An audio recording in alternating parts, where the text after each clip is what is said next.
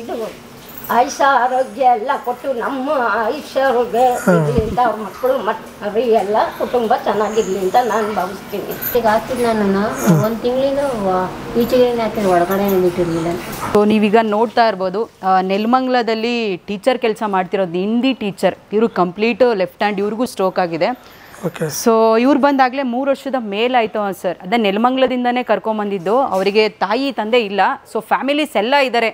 ಇದ್ದು ಅವ್ರ ಪಾಲಿಗೆ ಯಾರೂ ಇಲ್ಲ ಅನ್ನೋ ಥರನೇ ಇವ್ರು ಬಂದಿದ್ದ ಪರಿಸ್ಥಿತಿನೂ ಅವ್ರ ಮನೆಯವರೆಲ್ಲ ದೂಕಿ ನನಗೆ ಇವ್ರು ಬೇಡವೇ ಬೇಡ, ನೀನು ಹೋಗು ಆಚೆಗೆಲ್ಲ ಅಂತ ಇವ್ರ ಫ್ಯಾಮಿಲೀಸ್ ಹೇಳ್ತಿದ್ರಂತೆ. ಸೊ ಆವಾಗ ನೆಲಮಂಗಲ ಸ್ಟೇಷನಿಂದ ಇವ್ರನ್ನ ಕರ್ಕೊಂಡು ಬಂದಿದ್ದು. ಅಮ್ಮ ನಮಸ್ತೆ, ನಿಮ್ಮ ಹೆಸರು? ಎಷ್ಟು ವರ್ಷ ಆಯ್ತಮ್ಮ ಆಶ್ರಮಕ್ಕೆ ಬಂದು? 2 ವರ್ಷದ ಮೇಲಾಯಿತು. ಏನು ಮಾಡ್ತಿದ್ರಮ್ಮ ಮುಂಚೆ? ಕೆಲಸ ಇಲ್ಲ? ಸಂಡೆ ಕೊಟ್ಟು ಬೈಪಾಸ್ ವರ್ಷ ಅಷ್ಟು ಬ್ಯಾಕ್ ಸೈಡ್ ಐತಲ್ಲ, ಅದು ಟೀಚರ್ ಕೆಲಸ ವರ್ಕ್ ಮಾಡ್ತಿದ್ದೆ. ಟೀಚರ್ ಕೆಲಸ ಮಾಡ್ತಿದ್ರಿ? ಅವಾಗ ಚೆನ್ನಾಗಿ ನೋಡ್ಕೊಂಡ್ರೆ ಮಾಡ್ತೀನಿ, ಸಮಗದ್ದೆಲ್ಲ ಮಾಡ್ತಿದ್ದೆ, ಚೆನ್ನಾಗಿ ನೋಡ್ಕೊಂಡಿದ್ದೆ. ಮತ್ತು ಸ್ಟ್ರೋಕ್ ಆಗಿತ್ತು. ಮತ್ತೆ ಅಣ್ಣ ಮಕ್ಕಳು ಜಾಸ್ತಿ ಹಿಂಸೆ ಕೊಡೋದು ಮಾಡೋದು. ಏನು ಹಿಂಸೆ ಕೊಡ್ತಿದ್ರಮ್ಮ? ನಿಮಗೆ ಮದುವೆ ಆಗಿದೆಯಾ? ಆಗಿದೆ ಸರ್. ಮಕ್ಕಳು? ಇಲ್ಲ ಸರ್, ಮಕ್ಕಳು ಯಾರು ಇಲ್ಲ. ನಿಮ್ಮ ಯಜಮಾನ್ ಏನು ಮಾಡ್ತಿದ್ದಾರೆ? ಅವರು ವರ್ಕ್ ಕೊಡ್ತೀವಿ ಸರ್, ಫ್ಯಾಕ್ಟ್ರಿಗೆ ಹೋಗ್ತೀವಿ. ಫ್ಯಾಕ್ಟ್ರಿ ಹೋಗ್ತಾರೆ. ನಿಮಗೆ ಸ್ಟ್ರೋಕ್ ಆದ್ಮೇಲೆ ನಿಮ್ಮನ್ನು ಬಿಟ್ಬಿಟ್ರೆ ಅವರು? ಇಲ್ಲ, ಅವ್ರು ಮೊದಲೇ ಸತ್ತೋಗ್ಬಿಟ್ಟು ತೀರೋಗ್ಬಿಟ್ಟಿದ್ರು ಸರ್. ಮೊದಲೇ ಸತ್ತೋಗ್ಬಿಟ್ರು? ಆಮೇಲೆ ನಮ್ಮ ಮನೆಗೆ ಬಂದ್ಬಿಟ್ಟು ನಮ್ಮ ತಾಯಿ ಮನೆಗೆ ಬಂದೆ. ನಮ್ಮ ತಾಯಿ ಮನೆಗೆ ನಮ್ಮ ತಾಯಿಗೂ ಸ್ಟ್ರೋಕ್ ಆಗ್ಬಿಟ್ಟು ನಾನು ಸ್ಕೂಲ್ಗೆ ಹೋಗೋಕ್ಕೆ ಬಾಗಿಲಿಗೆ ನಾನೇ ಕಡೆ ನಮ್ಮ ತಾಯಿ ನಾನು ಇಬ್ಬರು ನೋಡ್ಕೊತಾ ಇದ್ದೆ. ನಮ್ಮ ತಾಯಿಗೆ ಯಾರು ನೋಡ್ಕೊತಾ ಇರಲಿಲ್ಲ. ಆಮೇಲೆ ನಮ್ಮ ತಾಯಿಗೆ ಸ್ಟ್ರೋಕ್ ಆಗ್ಬಿಟ್ಟು ನಮ್ಮ ಅಣ್ಣನ ಮನೆ ಕರ್ಕೊಂಡು ಹೋದೆ. ಅಲ್ಲಿ ಒಂದು ವರ್ಷ 2 ವರ್ಷ ಚೆನ್ನಾಗಿ ನೋಡಿಕೊಂಡೆ. ಮತ್ತು ನನಗೆ ಸ್ಟ್ರೋಕ್ ಆಗ್ಬಿಟ್ಟು, ಹಾಗಾಗಿ ಅವರು ಜಾಸ್ತಿ ಹಿಂಸೆ ಕೊಡೋದು, ಹೊಡೆಯೋರು ನನಗೆ. ನಮ್ಮ ಅಣ್ಣ ಹೊಡಿತೀರ? ಅದಕ್ಕೆ ಹೊಡಿತೀರ? ನಮ್ಮ ಅಣ್ಣ ಹುಡುಗ, ನಮ್ಮ ಅಣ್ಣ, ನಮ್ಮ ಅಕ್ಕೆ ಯಾವ ನೋಡಬೇಕು ಮಾಡಬೇಕು. ನಮ್ಮ ಅಣ್ಣನ ಮಕ್ಕಳು ಇದ್ದರು, ಅವ್ರಿಗೆಲ್ಲ ಚೆನ್ನಾಗಿ ಸೇವೆ ಮಾಡಿ ಎಲ್ಲರೂ. ನನ್ನ ದುಡ್ಡು ಕಾಸೆಲ್ಲ ಹೊಡೆಯೋಲ್ಲ, ಎಲ್ಲ ಕಿತ್ಕೊಂಡ್ಬಿಟ್ರು. ನನ್ನ ದುಡ್ಡು ಕಾಸು ಹೊಡೆಯೋಲ್ಲ ಕಿತ್ಕೊಂಡ್ಬಿಟ್ಟು. ನಿಮ್ಮ ದುಡ್ಡು ಕಾಸು ಕಿತ್ಕೊಂಡು ಆಚೆಗೆ ನೀನು ಬರಲೇಬೇಡ, ನಮ್ಮ ಮನೆಗೆ ಬರಲೇಬೇಡ ಅಂತ ಯಾವಾಗ ಹಿಂಸೆ ಮಾಡೋ ನನಗೆ. ಎಲ್ಲ ಹೋಗ್ರಿ, ಎಲ್ಲ ಆಚೆಗೆ ಹೋದ್ರೆ ಕಾಲು ಹಾಕಿ ಡೋರ್ ಹಾಕ್ಕೊಳ್ಳೋದು ನನಗೆ ಈಚೆ ತೊಳ್ಳಿ. ಈಗ ಎಷ್ಟು ದಿವಸ ಆಯಿತು ನೀವು ಬಂದವರೆ? 2 ವರ್ಷ ಆಯಿತು. ಓಕೆ, ಅವಾಗ ಹೇಗಿದ್ರಿ, ಇವಾಗ ಹೇಗಾಗಿದ್ದೀರಾ? ಅವಾಗ ನಡೆಯೋಕ್ಕೆ ಆಗ್ತಿರ್ಲಿಲ್ಲ ಸರ್. ಈಗ ಒಂದು ಸ್ವಲ್ಪ ಪರವಾಗಿಲ್ಲ, ನಡೀತಾ ಇದ್ದೀರಾ? ನಡೆದಾಡ ಒಂದೊಂದ್ಸಲ ಬ್ಯಾಲೆನ್ಸ್ ಹೋಗ್ತದೆ, ಹಂಗೂ ಪರವಾಗಿಲ್ಲ. ಆಮೇಲೆ ಯೋಗೇಶ್ ಬಂದು ನಾನು ಕರ್ಕೊಂಡು ಸ್ಟ್ರೋಕ್ ಹಾಕಿ ಈಚೆ ಕಡೆಗೆ ಹಾಕ್ತಿದ್ದು. ನಾನು 1 ತಿಂಗಳಿಂದ ಈಚೆಗೆ ಹಾಕಿದ್ರೆ ಒಳಗಡೆ ಬಿಟ್ಟಿರಲಿಲ್ಲ. ಆಮೇಲೆ ಇಲ್ಲಿ ಬಂದಮೇಲೆ ಯೋಗೇಶ್ವರ ಮಾರ್ನಿಂಗೇನೆ ನಾನು ಬಂದಿದ್ದು ಮಾರ್ನಿಂಗ್ ದಿವಸ ರಾಮದಿನಹಳ್ಳಿ ಕರ್ಕೊಂಡೋಗಿ ಟ್ಯಾಬ್ಲೆಟ್ ಇಂಜೆಕ್ಷನ್ ಎಲ್ಲ ಕೊಡಿಸಿ ಕರ್ಕೊಂಬಂದು ತಂದೆ ಥರ ಹಿಂಗೆ ನೋಡ್ಕೊತಾ ಇದ್ದಾರೆ. ಮೇಡಮ್, ಇವ್ರು ಯಾವ ಸ್ಥಿತಿಯಲ್ಲಿದ್ದರು ಚಿಕ್ಕಾಗ ನಿಮಗೆ? Starting sir same stroke. 1 ತಿಂಗಳಿಂದ ಆಚೆ ಇದ್ದಿದ್ದಕ್ಕೆ ಇವ್ರಿಗೂ ಪರಿಸ್ಥಿತಿ ಆಗ್ತಿರ್ಲಿಲ್ಲ. ಹೇಳಿ. ಸೊ ಇವ್ರಿಗೆ ಸ್ಟ್ರೋಕ್ ಆಗಿದ್ದ ಪೇಷಂಟಿಂದ ಅವ್ರಿಗೂ ನಡೆಯೋಕ್ಕೆ ಕಂಪ್ಲೀಟ್ ಆಗ್ತಿರ್ಲಿಲ್ಲ. ಸೊ ನೆಲಮಂಗಲ ಸ್ಟೇಷನಿಂದ ಕರ್ಕೊಂಬಂದಾಗ ಸೊ ಬಂದು ನಮ್ಮ ಮಾರನೇ ದಿವಸನೇ ನಮ್ಮ ಕೈಲಾದಂಥ ಪ್ರಯತ್ನ ನಾವು ಮಾಡ್ತಾನೆ ಇರ್ತೀವಿ ಸರ್. ಅವರಿಗೆ ಟ್ರೀಟ್ಮೆಂಟು ಮತ್ತು ಇದೆಲ್ಲ ನಮ್ಮ ಮಸಾಜಿಂಗ್ ಎಲ್ಲ ಇಲ್ಲೊಂದು ಸೆಂಟ್ರ್ ಇದೆ, ಅಲ್ಲಿಗೆ ಹೋಗಿ ಕರ್ಕೊಂಡು ಬಂದು ಇವ್ರಿಗೆ ಸ್ವಲ್ಪ ಮಸಾಜಿಂಗ್ ಕೊಟ್ಟಾಗ ಸ್ವಲ್ಪ ಪರವಾಗಿಲ್ಲ. ಅವಾಗಿಂದ ಒಂದು 100ಕ್ಕೆ ಇವತ್ತೊಂದು 50-60% ಪರವಾಗಿಲ್ಲ ಸರ್. ಸ್ಟ್ರೋಕು ಅಂದರೆ ಪ್ರೆಸೆಂಟ್ ಅದು ಕ್ಲಿಯರ್ ಆಗಲ್ಲ, ಹೆಂಗೋ ನಡೆದಾಡ್ಬೋದು ಅನ್ನೋದು ಮಟ್ಟಿಗೆ ಪರವಾಗಿಲ್ಲ ಅಲ್ವಾ ಅಮ್ಮ? ಸೊ ನಿಜವಾಗ್ಲೂ ಬೇಜಾರಾಗುತ್ತೆ. ಯಾಕೆ ಗೊತ್ತಾ, ಇವ್ರು ನೋಡಿ ಎಷ್ಟೋ ಜನ ಓದಿಲ್ದಿರೋರು ಇರ್ತಾರೆ, ಎಷ್ಟೊಂದು ಜನ ಇರೋರು ಇರ್ತಾರೆ. ಇವರು ಹಿಂದಿ ಟೀಚರು ನೆಲಮಂಗಲದಲ್ಲಿ, ಇವರು ತುಂಬ ಚೆನ್ನಾಗಿ ಓದಿರೋರು, ತುಂಬ ಚೆನ್ನಾಗಿ ಎಲ್ಲ ತಿಳುವಳಿಕೆ ಇರೋರಿಗೆ ರೋಡಲ್ಲಿ ಬೀಳ್ತಿದ್ದಾರೆ ಅಂದರೆ ಏನೂ ಗೊತ್ತಿಲ್ದಿರ ಅನ್ನೋ ಜನಗಳಿಗೆ ಇನ್ನು ಯಾವ ಥರ ಹೇಳಬೇಕೋ ನಿಜವಾಗ್ಲೂ ಗೊತ್ತಾಯ್ತಿಲ್ಲ. ಎಲ್ಲೋ ತುತ್ತು ನಾಯಿಗಾಕ ತುತ್ತನ್ನ ತಗೊಂಡೋಗಿ ಏನೇನಿಗೋ ಮಾಡೋದಕ್ಕೆ ಮನೇಲೇ ಇದ್ದವ್ರಿಗೆ ಒಂದು ತುತ್ತು ಅವ್ರಿಗೆ ಕೊಟ್ಟಿದ್ರೆ ಏನಾಗ್ತಿತ್ತು? ಅವ್ರ ಮನೇಲಿ ಅತ್ತಿಗೆ ಅಣ್ಣ ಅವ್ರೊಂದು ಮಗು, ಅವ್ರ ಜೊತೆ ಇವ್ರನ್ನೂ ಮಗು ಅಂದ್ಕೊಂಡು ಒಂದು ತುತ್ತು ಊಟ ಕೊಟ್ಟಿದ್ರೆ ಏನಾಗ್ತಿತ್ತು ಅಂತ ನನ್ನ ಅನಿಸಿಕೆ. ಜನರು ಯಾಕೆ ಹಿಂಗೆ ಮಾಡ್ತಾರೆ? ಸಂಬಂಧಕ್ಕೆ ಒಂದು ಬೆಲೆ ಇಲ್ವಾ? ದುಡ್ಡಿದ್ರೆ ಮಾತ್ರ ಸಂಬಂಧಕ್ಕೆ ಬೆಲೆನಾ ಅನ್ನೋ ಥರ, ನಿಜವಾಗ್ಲೂ ಸಂಬಂಧಿಕರಿಗೆ ಬೆಲೆನೇ ಇಲ್ಲ ಅನ್ನೋ ಥರ ಆಗ್ಬಿಟ್ಟಿದೆ. ಪ್ರತಿಯೊಂದು ಇದು ಒಂದೇ ಜೀವನ ಅಂತ ಅಲ್ಲ, ಪ್ರತಿಯೊಂದು ಮನೆಗಳಲ್ಲಿ ಇದೇ ಸಮಸ್ಯೆ. ಅಕ್ಕನ ನೋಡ್ಕೋಬಾರ್ದು, ತಮ್ಮ ನೋಡ್ಕೋಬಾರ್ದು, ಅವ್ರನ್ನ ನೋಡ್ಕೋಬಾರ್ದು, ಇವ್ರು ಯಾಕೆ ಅದೆಲ್ಲ? ಇವರೆಲ್ಲ ಚೆನ್ನಾಗಿದ್ದಾಗ, ತಂದೆ ತಾಯಿ ಚೆನ್ನಾಗಿದ್ದಾಗ ಮಕ್ಕಳನ್ನ ಅದ್ಭುತವಾಗಿ ನೋಡ್ಕೋತಾರೆ. ಮಕ್ಳು ಯಾಕೆ ತಂದೆ ತಾಯಿನ ನೋಡ್ಕೊಳಕ್ಕಾಗ್ತಿಲ್ಲ? ಜೀವನ ನಿಜವಾಗ್ಲೂ ಕಷ್ಟ. ಈ ಥರ ಆಗ್ಬಿಟ್ರೆ ಈಗ ನಾವು ಹೆಂಗೆ ಅಂದರೆ, ಈಗ ನಾವು ಮಾಡಿದ್ದು ನಾವೇ. ಈಗ ನೀವು ನಿಮ್ಮ ಮಕ್ಕ ತಂದೆ ತಾಯಿನ ಆಚೆ ಕಳಿಸ್ತಿದ್ದೀರಾ, ನಾಳೆ ನಾನು ಅಷ್ಟೇ. ನನ್ನ ಮಕ್ಕಳು ನನ್ನನ್ನು ಇಂಥ ಆಶ್ರಮಗಳಿಗೆ ಸೇರಿಸ್ತಾ ಇಂಥ ಆಶ್ರಮಕ್ಕೆ ಬರಬೇಕು. ಇಲ್ಲಿನ ಕರ್ಮಗಳು ಇಲ್ಲೇ ಕಳೀತಾ ಹೋಗ್ಬೇಕಷ್ಟೇ. ಅವಾಗೆಲ್ಲ ನಮ್ಮ ತಂದೆ ತಾಯಿ ಮಾಡಿರೋದನ್ನ ನಮಗಾಗುತ್ತೆ ಅಂದರೆ, ಈಗ ನನ್ನ ತಂದೆ ತಾಯಿ ಮಾಡಿರೋದನ್ನ ನಾನು ಮಾಡಿರೋದು ಕೂಡ ಇಲ್ಲೇ ಎಲ್ಲ ಅನುಭವಿಸಿ ಹೋಗ್ಬೇಕಾಗಿರೋ ಅಂಥದ್ದು ಜೀವನ. ಸೊ ಇವರು ಕಂಪ್ಲೀಟು ಮೆಂಟಲಿ ಪೇಷಂಟ್ ಸರ್. ನೀವು ಏನು ಮಾಡಿದ್ರು ಸ್ವಲ್ಪ ರೆಸ್ಪಾನ್ಸ್ ಮಾಡ್ತಾರೆ, ಇನ್ನು ರೆಸ್ಪಾನ್ಸ್ ಮಾಡಲ್ಲ ಇವರು. ಅಮ್ಮ ನಮಸ್ತೆ, ನಿಮ್ಮ ಹೆಸರು? ಇವರೆಲ್ಲಿ ಸಿಕ್ಕಿದ್ದು ಮೇಡಮ್ ನಿಮಗೆ? ಸರ್ ಈಗ ನೆಲಮಂಗಲ ಸ್ಟೇಷನಿಂದನೇ ಇವರು ಕಳ್ಸ್ಕೊಂಡ್ಬಂದಿದ್ದು. ಇವ್ರ ಹೆಸರು ಇವರು ಚೆನ್ನಮ್ಮ ಅಂತ. ಇವರಿಗೆ ಕಂಪ್ಲೀಟ್ ಮೆಂಟಲಿ ಪೇಷಂಟ್, ಸ್ಟ್ರೋಕ್, ಇದು ಪಿಟ್ಸು. ಯಾವ ಟೈಮಲ್ಲಿ ಹೆಂಗೆ ಬಿದ್ದೋಯ್ತಾರೆ ಅಂತ ಗೊತ್ತಾಗಲ್ಲ ಸರ್. ಗಿಮ್ಸ್ ಏನೂ ಇಲ್ಲ. ಮಧ್ಯರಾತ್ರಿನಾರೋ ಬಿದ್ದೋಗ್ಬೇಕು, ಬೆಳಗ್ಗೆನಾರೋ. ಇವ್ರು ಬಿದ್ದರೆ ಕಂಪ್ಲೀಟ್ ಅರ್ಧ 1 hour ಅವ್ರ ಕೈಲಿ ಎದ್ದೊಳಕ್ಕೂ ಶಕ್ತಿ ಇರಲ್ಲ, ಆ ಥರ ಬೀಳ್ತಾರೆ.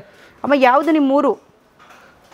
ಬೆಂಗಳೂರು ಗುಲ್ಬರ್ಗ. ನಿಮ್ಮ ಮನೆಯವರು ಮನೆಯವರು ಇರ್ತಾರೆ.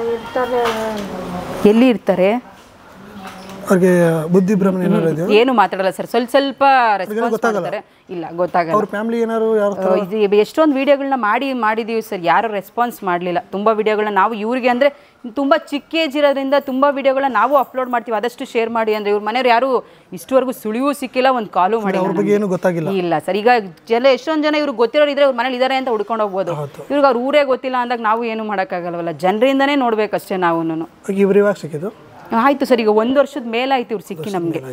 ಇವರು ಕಂಪ್ಲೀಟ್ ನೋಡ್ಬೋದು, ತುಳಸಿ ಅಮ್ಮ ಅಂತ. ಸ್ಟಾರ್ಟಿಂಗ್ ನೀವು ವಿಡಿಯೋ ಜನಸ್ನೇಹಿ ವಿಡಿಯೋ ನೋಡಿದ್ರೆ ಫಸ್ಟ್ ಬರೋದೇ ಇವ್ರದ್ದು. ಮಕ್ಕಳಿದ್ದಾರೆ, ಮಗಳು ಮಗ ಎಲ್ಲ ಇದ್ದಾರೆ. ಈ ತಾಯಿಗೆ ಕಂಪ್ಲೀಟ್ ಕಾಲು ಯಾವ ಥರ ಇತ್ತು ಅಂದರೆ, ಆ ಒಂದು ರೂಮಲ್ಲಿ ಕಂಪ್ಲೀಟ್ ಕಾಲೆಲ್ಲ ಬರೀ ಹುಳ.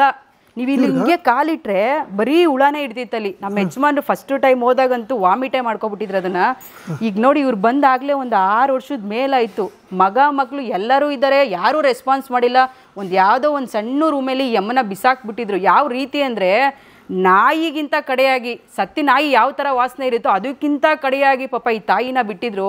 ಒಳಗಡೆ ಹೋಗೋ ಅಷ್ಟರಲ್ಲಿ ಜೀವನ ಯಾಕಪ್ಪ ಅನ್ನೋ ಥರ ಇತ್ತು. ಕಂಪ್ಲೀಟ್ ಕಾಲೆಲ್ಲ ಕೊಳ್ತೋಗ್ಬಿಟ್ಟು ಫುಲ್ಲು ಹೋಗ್ಬಿಟ್ಟಿತ್ತು ಸರ್. ಅಲ್ಲಿಂದ ಇಲ್ಲಿಗೆ ಬಂದು ಟ್ರೀಟ್ಮೆಂಟ್ ತೊಗೊಂಡು ಇವಾಗ ಚೆನ್ನಾಗಿದ್ದಾರೆ. ಅವ್ರನ್ನೇ ಮಾತಾಡ್ಸೋಣ ಅಲ್ವಾ? ಮೇಡಮ್ ನಮಸ್ತೆ. ನಾನು ಬಸ್ ಸ್ಟ್ಯಾಂಡಲ್ಲಿ ಇದ್ದಿದ್ದು, ರೂಮಲ್ಲಿ ಗಿಮ್ಮಲ್ಲೆಲ್ಲ ಇರಲಿಲ್ಲ. ಇದು ಕೊಳ್ತೋಗಿತ್ತು ಕಾಲು. ಮಾತ್ರ ಜ್ವರ ಬಂದ್ಬಿಟ್ಟಿತ್ತಲ್ಲ, ಮೈಸೂರಿಂದ ಬಂದು ನಾಯಿಂಡಲ್ಲಿ ನಮ್ಮ ಅಕ್ಕ ಅವ್ರ ಮನೆಗೆ ಹೋಗಿದ್ದೆ. ಒಂದು 10 ದಿವಸ ಇದ್ದೆ. ಅವ್ರ ಕಷ್ಟ ನೋಡ್ಬಿಟ್ಟು ನಾನು ವಾಪಸ್ ಬಂದ್ಬಿಟ್ಟು ಬಸ್ಸಲ್ಲಿ ಬಂದಾಗ ಅಲ್ಲಿ ಬಸ್ ಸ್ಟ್ಯಾಂಡಲ್ಲಿ ಜ್ವರ ಸಳಿ ಎಲ್ಲ ಬಂದ್ಬಿಟ್ಟಿತ್ತು. ಕೂತ್ಕೊಂಡಿದ್ದೆ. ಅದು ಯಾರೋ ರೂಮಲ್ಲಿ ಇದ್ರಲ್ಲ, ಅದು ಯಾವ ರೂಮು? ನಿಮ್ಮ ಫ್ರೆಂಡ್ ರೂಮಾ? ರೂಮ್ ಗಿಮ್ಮಲ್ಲ, ಬಸ್ ಸ್ಟ್ಯಾಂಡಲ್ಲಿ ಇದ್ದೆ. ಈ ಕಾಲ್ಗೆ ಏನಾಗಿತ್ತು ನಿಮಗೆ? ಕಾಲ್ಗೆ ಏನಾಗಿತ್ತು? ಗ್ಯಾಂಗ್ರೀನ್ ಆಗಿತ್ತಾ? ನಿಮಗೆ ಮನೆಯವ್ರು ಯಾರು ಇಲ್ವಾ? ಮಕ್ಕಳಿದ್ದಾರೆ. ಯಾರು? ಎಷ್ಟು ಜನ ಮಕ್ಕಳಿದ್ದಾರೆ? ಇಬ್ಬರು. ಯಾವ ಊರು? ಮೈಸೂರು. ಅಲ್ಲಿ ಆಸ್ತಿ ಮನೆ ಎಲ್ಲ ಇದೆಯಾ? ಮಕ್ಕಳೆಲ್ಲ ಏನು ಮಾಡ್ತಾರೆ? ಆಟ ಓಡಿಸ್ತಾ ಇದ್ದಾನೆ. ಅವ್ರ ಗಂಡ ಹೆಂಡತಿ ಅವ್ರ ಮನೆಗೆ ಅವರು. ನಿಮ್ಮನ್ನು ನೋಡೋಕೆ ಯಾವತ್ತೂ ಬರಲಿಲ್ಲ? ಬಂದಿಲ್ಲ. ಗೊತ್ತವ್ರಿಗೆ ಇಲ್ಲಿರೋದು? ಇಲ್ಲ, ಗೊತ್ತಿಲ್ಲ. ಅವ್ರಿಗೆ ಗೊತ್ತಿಲ್ಲ. ಹುಡ್ಕೋ ಪ್ರಯತ್ನ ಮಾಡಿಲ್ಲ. ನೀವು ಮನೆ ಬಿಟ್ಟು ಬಂದಿದ್ದೆ ಯಾಕೆ? ಇದು ಕಾಲು ಇದಾಗೋಯ್ತು. ನಮ್ಮ ಸೊಸೆ ಒಂಥರ ಏನೋ ಒಂಥರ ಮಾತಾಡಿದ್ರು. ಮನ್ಸಿಗೆ ಬೇಜಾರು ಮಾಡಿಕೊಂಡು ಇರಬಾರ್ದು, ಯಾವುದಾದ್ರೂ ಒಂದು ಕೆರೆಗಿದ್ರೆ ಇಂಥ ಮಾತುಗಳು ಕೇಳೋದಕ್ಕಿಂತ ಎಲ್ಲಾರ ಸೊತ್ತರೆ ಪರವಾಗಿಲ್ಲ ಅಂತ ಬಂದಿದ್ದು ನಾನು. ಹಂಗೆ ಬಂದ್ರಿ. ನಿಮ್ಮ ಮಗ ಏನು ಹೇಳ್ತಿರ್ಲಿಲ್ವಾ ನಿಮ್ಮ ಸೊಸೆ ಬೈಯೋದಿಗೆ? ಅವ್ರು ಇರಲ್ಲ, ಕೆಲಸಕ್ಕೆ ಡ್ಯೂಟಿ ಮೇಲೆ ಹೊಂಟಾಯ್ತು. ಬಂದಾಗ ಅವ್ರು ಹೇಳಿದಾಗ ಏನು ಹೇಳ್ತಿದ್ರು? ಯಾನಿಗೆ ನಾನು ಏನು ಹೇಳ್ತಾ ಇರ್ಲಿಲ್ವಲ್ಲ. ಅವ್ರಿಗೆ ಜಗಳ ತಂದು ಕುದಿಯೋದು ಇದು ಅಂತ ಮಾತು ಬರುತ್ತೆ ಅಂತ ನಾನು ಏನು ಹೇಳ್ತಾ ಇರಲಿಲ್ಲ. ಈಗ ನೀವು 6 ವರ್ಷ ಆಯ್ತು ಇಲ್ಲಿ ಬಂದು, ಹೇಗೆ ಅನ್ನಿಸ್ತಾ ಇದೆ ಇಲ್ಲಿ ಬಂದು? ಮೊದಲು ಹೆಂಗಿತ್ತು 6 ವರ್ಷ ಸ್ಟಾರ್ಟಿಂಗ್ ನೀವು ಬಂದಾಗ ಜನಸ್ನೇಹಿ ಆಶ್ರಮ ಹೆಂಗಿತ್ತು, ಇವಾಗ ಹೇಗಿದೆ? ಇವಾಗ ಇದಾಗೈತೆ, ಚೆನ್ನಾಗೈತೆ. ಎಲ್ಲ ನೋಡ್ಕೊತಾರೆ. ಪ್ರತಿಯೊಂದು ಊಟ ಗೀಟ ಎಲ್ಲ, ಪ್ರತಿಯೊಂದು ಬಟ್ಟೆ ಗಿಟ್ಟೆ ಎಲ್ಲದಕ್ಕೂ ಏನಕ್ಕೂ ತೊಂದರೆ ಇಲ್ಲ, ಚೆನ್ನಾಗಿದ್ದೀವಿ. ಓಕೆ. ಹಾಸ್ಪಿಟಲ್ ಎಲ್ಲ ಆಪರೇಷನ್ ಆಯಿತು ಸರ್ ಅವ್ರದ್ದು.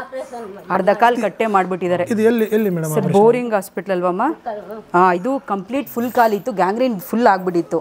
ಈಗ ಅವ್ರಿಗೆ ಅರ್ಧ ಕಾಲು ಕಟ್ ಮಾಡಿಬಿಟ್ಟಿದ್ದಾರೆ. ಮುಕ್ಕಾಲು ಕಾಲೇ ಕಟ್ಟಾಗಿದೆ. ಯಾಕೆ ಅಂದರೆ ಅದಕ್ಕೆ ಆಪ್ಷನ್ ಇಲ್ಲ, ಮೂಳೆ ಸಮೇತ ಹುಳ ತಿನ್ಕೊಂಡು ಹೋಗ್ಬಿಟ್ಟಿತ್ತು. ಸೊ ಅದರಿಂದ ಇವ್ರು ಬಂದು ಒಂದು 6 ವರ್ಷ ಆಯಿತು. ಬಟ್ ಇವ್ರ ಮಕ್ಳಿಗೆ ಗೊತ್ತಿದೆ ಅಂತ ಅನ್ಕೋತೀನಿ ನನ್ನ ಪ್ರಕಾರ.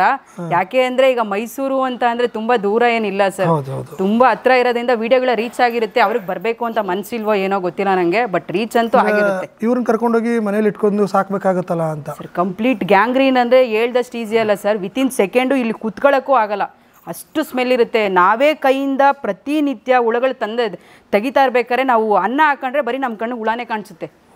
ಈಗ ಇದನ್ನೆಲ್ಲ ಕ್ಲೀನ್ ಮಾಡಿ ಮತ್ತೆ ಮೇಲೋಗಿ ನಾವು ಇದಾಗಿತ್ತಲ್ಲ ಹೊರಟೋಗಿತ್ತು ಇರೋದು ಹೇಳ್ಬೇಕು ಇನ್ನು ಮಕ್ಕಳಿಗೆಲ್ಲ ಇನ್ಸ್ಪಿರೇಷನ್ ಆಗುತ್ತೆ ಮೊಮ್ಮಕ್ಕಳಿದ್ದಾರೆ 4 ಮಗನಿಗೆ ಅವಕ್ಕೆಲ್ಲ ಇನ್ಸ್ಪಿರೇಷನ್ ಆಗ್ತೈತೆ ಇವ್ರ ಹತ್ರ ಎಲ್ಲ ಮಾತು ಕೇಳೋಕ್ಕಿನ್ನ ಸಾಯೋದೇನು ಏನು ಅಂತ ನಾನೇ ಬಂದ್ಬಿಟ್ಟೆ. ನೀವೇ ಬಂದ್ಬಿಟ್ರಿ? ನಾನೇ ಬಂದ್ಬಿಟ್ಟೆ. ಅಜ್ಜಿ ಅಲ್ಲೇನೋ ನಿಮ್ಮ ಮಕ್ಕಳಿಗೆ ಇನ್ಫೆಕ್ಷನ್ ಆಗುತ್ತೆ ಅನ್ಕೊಂಡ್ರೆ ಪಾಪ ನಮ್ಮ ಆಶ್ರಮದಲ್ಲಿ ಈಗ ಅನ್ನ ಹಾಕ್ತಾರೆ ಇಷ್ಟು ಚೆನ್ನಾಗಿ ನೋಡೋದು ಅವ್ರಿಗೇನು ತೊಂದರೆ ಆಗಲ್ವಾ? ಅವ್ರಿಗೇನು ತೊಂದರೆ ಆಗುತ್ತೆ, ಎಲ್ಲರಿಗೂ ತೊಂದರೆ. ಈಗ ನಿಮ್ಮ ಮಕ್ಕಳು ಇವ್ರಾದ್ರೆ ನಾನು ಸಾಯೋಣ ಅಂತ ಬಂದಲ್ಲ ಅವ್ರು ಕಾಪಾಡಿದ್ರಲ್ಲ ಅದಕ್ಕೆ ನನ್ನೀಗ ನಾನು ಸಾಯ್ಬೇಕು ಅಂತಾನೆ ನಾನು ಬಂದಿದ್ದು. ಬದುಕಿದ್ದು ಏನು ಪ್ರಯೋಜನ, ಯಾರಿಗೆ ಹೆಲ್ಪ್ ಆಗುತ್ತೆ ಏನಕ್ಕೆ ಅಲ್ವಾ? ಅಂದ್ರೆ ಈಗ ನೀವು ನಿಮ್ಮ ಮಕ್ಕಳು ಮೊಮ್ಮಕ್ಕಳನ್ನ ಅಷ್ಟು ಕಾಳಜಿ ವಹಿಸ್ತೀರಾ. ಈಗ 6 ವರ್ಷ ಆಯ್ತು, ಅವ್ರು ಬರೋದು ಯೋಚನೆ ಮಾಡಬಾರ್ದಲ್ಲ? ಅವ್ರಿಗೆ ಗೊತ್ತಿರ್ಬೇಕು. ಅಲ್ಲ ನೀವು ಇಲ್ಲೇ ಇರಿ, ಬಟ್ ಬಂದು ನೋಡ್ಕೊಂಡು ಹೋಗ್ಬೇಕಲ್ಲ ಅಂತ. ಅವ್ರು ಬರ್ದೇ ಇರೋದು ನಾವೇನು ಸರ್ ಮಾಡೋಕ್ಕಾಗುತ್ತೆ?